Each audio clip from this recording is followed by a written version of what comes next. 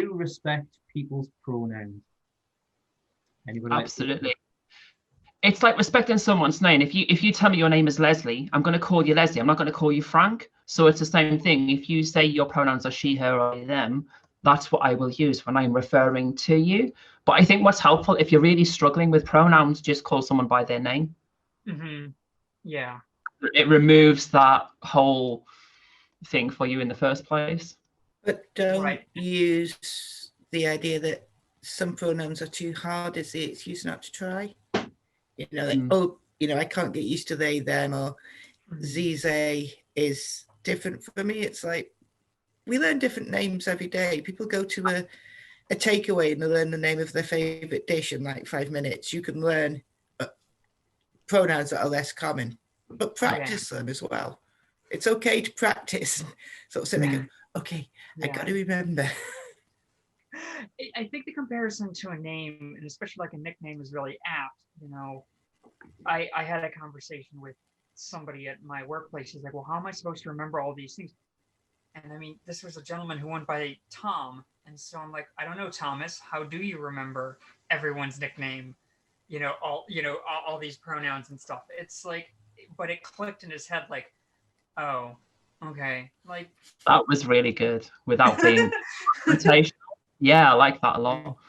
Yeah, it was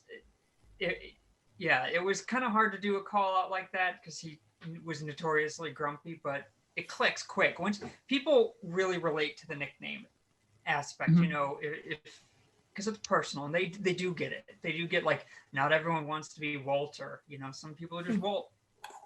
It is what it is, and we've survived thousands of years of nicknames. I was just gonna say, it shows you care about someone's feelings. Just like, you know, if someone's name is Alexander, but they go by Alex, if you care about them, you pay attention that, you know, they're Alex. Yeah. It's one of the smallest ways possible that you can show that you care, that someone feels okay. It's always like, why wouldn't you? Agree, totally. It comes back to, I guess, education, and when we're going through school, you know, we are taught and learn to, if the teacher is a Mr. or a Doctor, to remember which we're using. If it's a Mrs., Miss, or Ms., you know, and if we get it wrong, we'll be reminded by the teacher, and we should expect to have, and that is a sign of respect when you do that.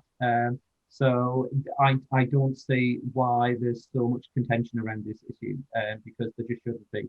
It's a perfectly, we see it so many other mediums in everyday life.